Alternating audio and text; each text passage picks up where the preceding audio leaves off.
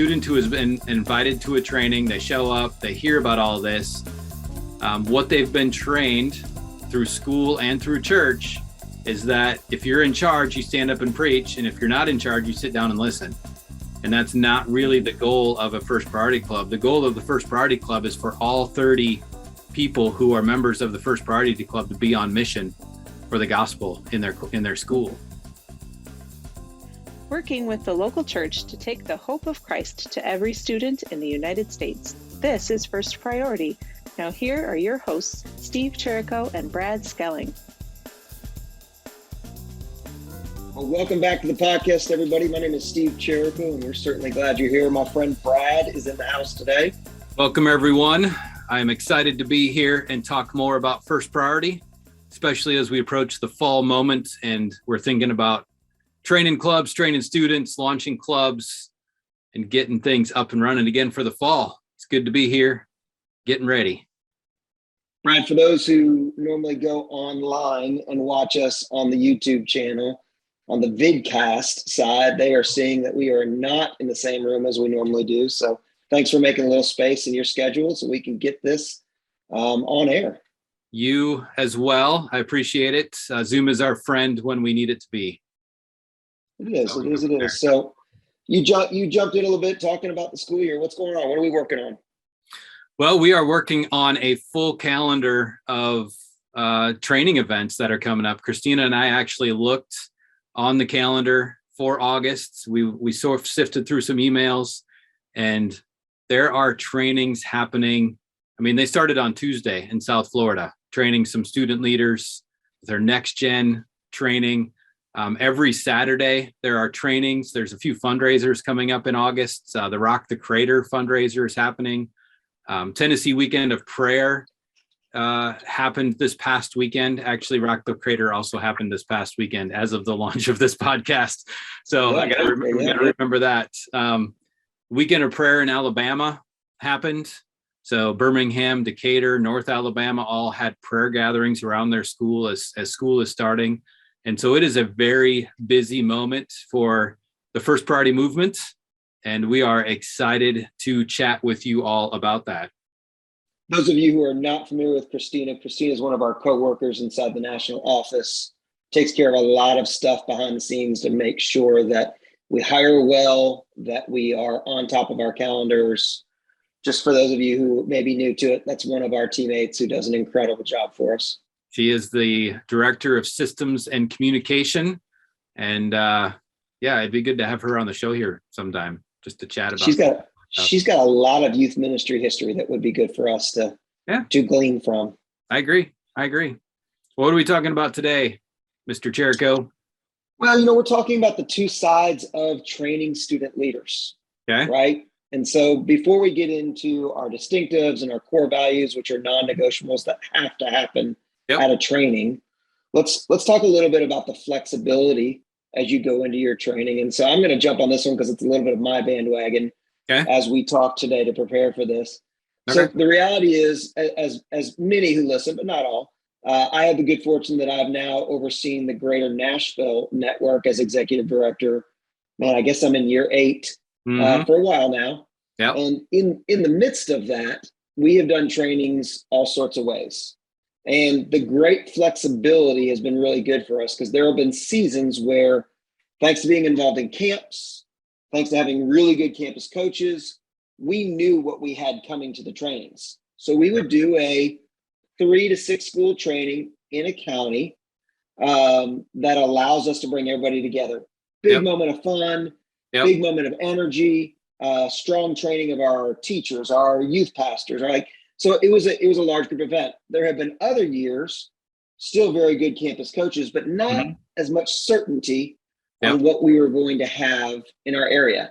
Sure. And so we chose it the other way. We chose to go ahead and get a small movement on campus and invite them to invite their friends that weren't necessarily core, but were looking for belonging.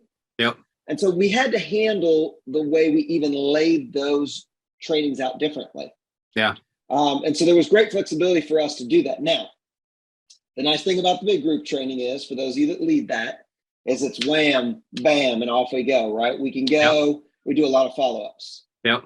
The harder thing about that is that we don't always know who we really have in the room because people get lost. Yep. The individual may not speak up, but maybe a really strong leader. So the benefit is, again, we as a staff get to do a single thing. We put a lot of effort into that. We do it by county, so we might do 4 or 5 of them. Yep. The downside for us was we often found ourselves inside the campus realizing, ooh, we didn't put everybody on the right seat in the bus, and now we're spending the next 4 weeks doing that. Okay? Yep.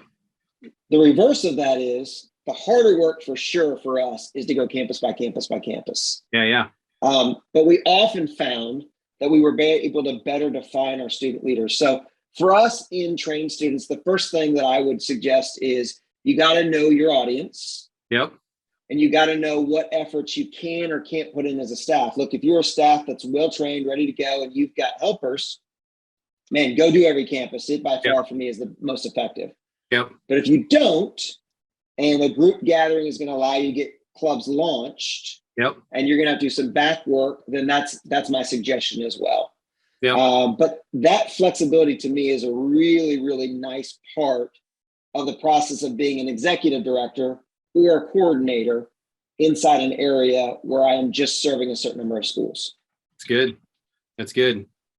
Well, even your conversation reminds me of some of the things that Larry Franks and even Amber Johansson are doing as we speak. And they're having adult leader meetings before the club trainings to say, hey, here's the page that we are on for this fall. Here's the materials. Here's the information you need, and doing some of the pre-leg work so that those events are more successful with those students in the room. They do have a little bit more definition that way as far as that. But you're right. When you put a date on the calendar and you invite people just to come to an event, not everybody who's in the room knows they're coming to be trained to lead a club. Their friend just invited them, said, hey, I'm going over here. We're the first party club. It's going to be awesome. Yeah, I want to be part of that. And that's as far as they've thought through actually leading a club. So when we're standing in front and we're talking to them about, preaching Jesus on a table in the lunchroom, not really, but you know what I mean? Yes. They're like, what am I into here? And the follow-up, the backlog of that is crucial. So it's great. It's a good word. So what are some of the non-negotiables that we have when we're walking through this, and how do we navigate that? Well, you tell me, you want to start with core values or distinctives? Where would you like to go? Well, I think those are a very similar list of things when we talk about, being student-led, and we're training students to lead this club. It must be student-led. And so if I may jump ahead a little bit to say, hey, as far as student-led goes, you got to know what students and who the students are that you are training and leading. Has the student ever led anything before? There's a huge difference between a 6th grade boy and a 12th grade girl. And so you get somebody, a high school group who have led before, you have experience with them, that training is going to look different than a group of 6th graders who are just excited, and you brought them brownies for the training. And, here we go, we're going to play some games and have some activities.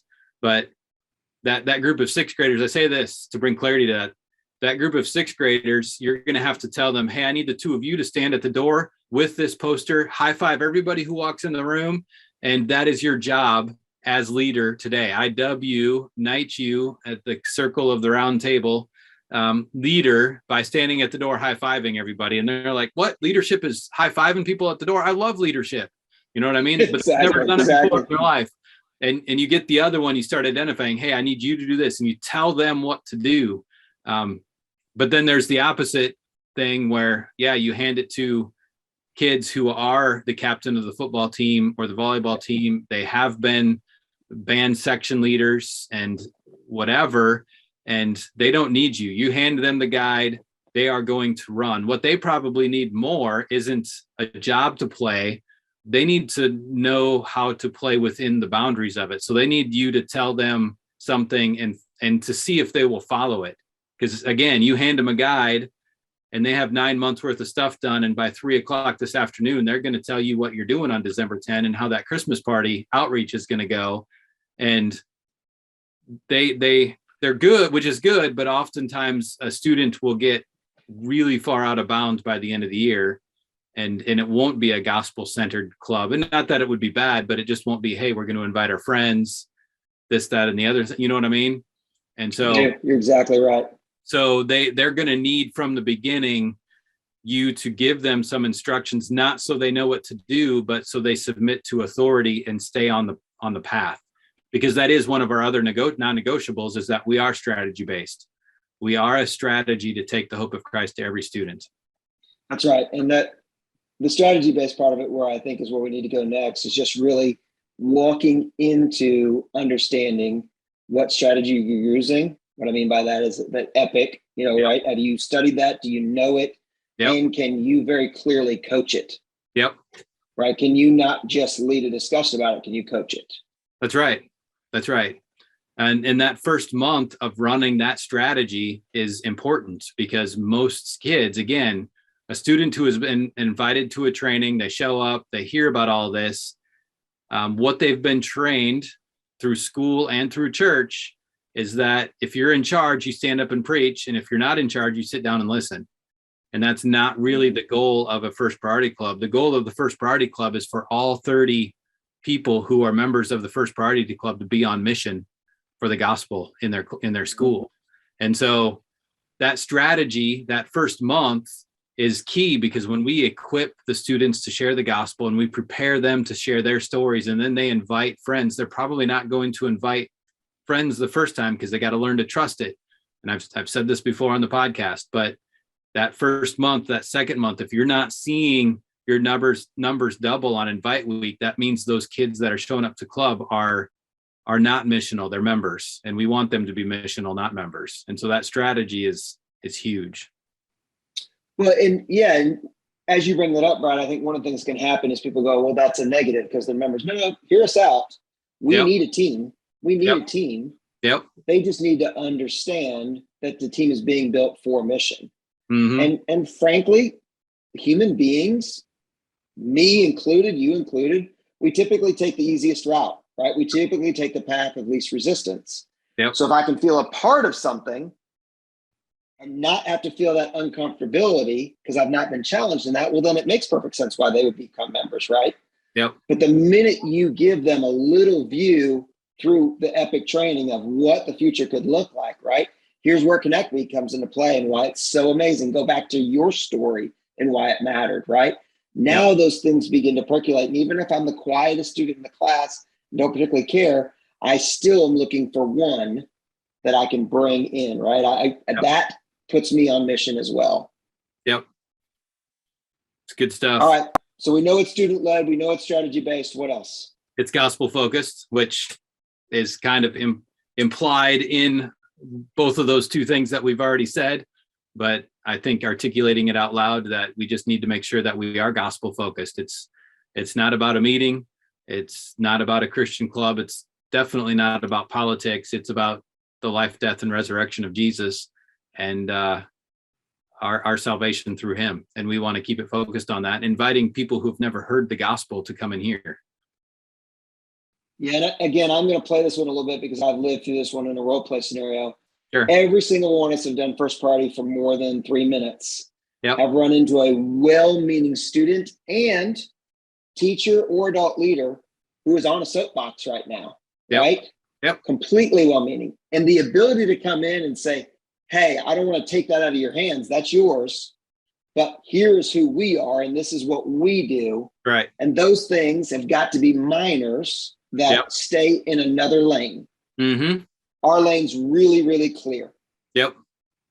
And just the ability to manage that, because I think every director, coordinator needs to hear that, hey, you are going to run into moments, even in training, where somebody's going to raise their hand, or you're going to go by the tables as they're planning their first month at the end of the training, right? And you're going to hear things, and you're going to have the ability to say to them, those things, they're not bad things. Right. It might be. You might run into one or two, but that's not typical for me, okay? Yep. Those things just take away from us being really laser focused on who we are, which is student leaders that are learning how to share the gospel and inviting people to experience that through the story of Jesus Christ in other students' lives. Yep. It's good. Because it's going to happen. It is going to happen. Yeah. And that's not, again, like you said, it's not a bad thing. We don't want to take that soapbox away from somebody. Soapboxes happen generally out of response from, a life event. And so we want that. And often that does lead us into our fourth thing of Church United. One of the soapboxes I see a lot in students is that my church is best. And in order to be a Christian, you need to go to my church. And again, I'm throwing that way further out there than its reality of it is. But we want to be a united church movement, not a single church movement. And so we believe there are a lot of believers on the school campus each and every day. They just don't know who they are because they believe the lie that they're not allowed to share their faith in the school. And so when we start gathering as believers in the school, we want more churches to be involved. We want multiple denominations. We call ourselves pro-church. We call ourselves multi-denominational for a reason, because we want that movement to be up there so that every student can come to know Jesus, and even the believing students can know they're not alone on their school campus. It's good. I'll read it because it's core to who we are. John 17:20, Jesus says, "My prayer is not for them alone. I pray for those who will believe in me through their message. Yep. That all of them will be one. Father, just as you are in me and I'm in you, may they also be in us, so the world may believe that you have sent me." Yep. It's good. I mean, it's one of our core. Jesus is praying for one of the last times he's going to be on earth, right? And he's preparing the people to say, you will win more if you unite. Yep. The world's got all the division it needs, and a house divided against itself cannot stand. Yep.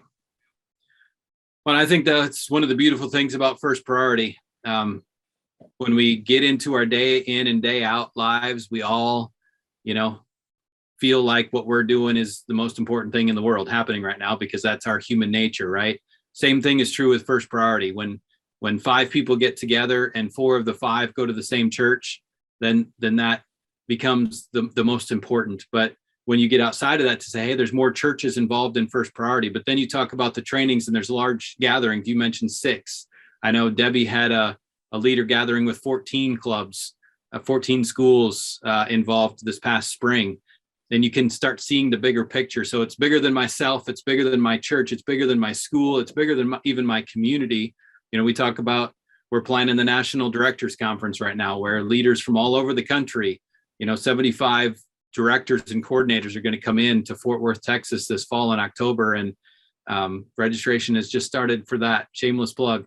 Come join us for that. You can see the bigger picture that's happening around the country, that there are people who are passionate about doing this. And I'll say this too, it doesn't have to be complicated. I got a text the other day from John Caruth that said, hey, is there First Priority over here in this town? I'm like, well, there's been a stirring, but he's like, well, I've got a guy who's really excited about it. He loves what we do. He understands it. I'm like, well, there's a teachable platform, an online platform on our website. Have them go click on that, get all the information. All the stuff is on the website. When it's just a person with a passion, it doesn't have to be complicated, right? Each one person can go get it started, go train everybody, gather some students and run. But it is super exciting when the picture is bigger than that and we can get more people involved and going out. I apologize for interrupting you. I think I have one last layer to add to that, Brad.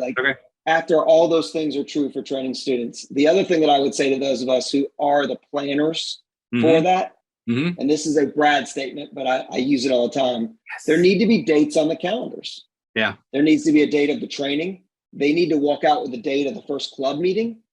They need to walk out with, as they are projecting, the date of where at the poll is going to make sense in the midst of this, right? If there are post-Labor Day start, get a few dates on the calendar so that they can go ahead and see ahead of what is in front of them for the club, which is exciting. Right. I want to see where it's going before I actually get there. Students live for that. Visionaries live for that. Hey, where is it going? Where can I be a part of something that's bigger than me? That's right. That's right. Well, and I don't know if this was your intent, but when I start thinking about seeing ahead, when I think about club training, I think about what I've said a few times before is maximizing this fall school calendar. So school here starting August 5. Let's get some clubs going. Let's get some movement happening so we can share the gospel in September, October, November, and build momentum into a Christmas party in December where it's maybe we could get 300, 400, 500 people. And yeah, it's crazy that Summit High School's grown to 2,000 kids here pretty soon. And yeah, it just continues to roll. And seeing ahead like that allows us to get excited about this week, because this week leads to next week. And yeah, what is God going to do through us in our First Priority Club? And I would simply just finish with this if we can, which is a reminder that whatever you coach, whatever you're involved in being coach, training doesn't actually ever stop. Yep. So the reason we do the mid-month in between the two setups of the ministry strategy, the reason we do that meeting with those leaders is to pause, retrain, retrain, get refocused, get retooled, scrap some things. If it is a meeting and not a mission, scrap some things, right? So that's the other part of this that I really do appreciate. And it's why we often, again, if you're watching online, you can see all the baseball stuff behind me. It's why coaching is so much fun for those of us who like to see people empowered in their gifts, is because I never stop coaching. A kid can be hitting 330, 390, which is a great summer for him. And I can still see something that I go, hey, kid, that particular pitch and that particular setup is one that you're missing.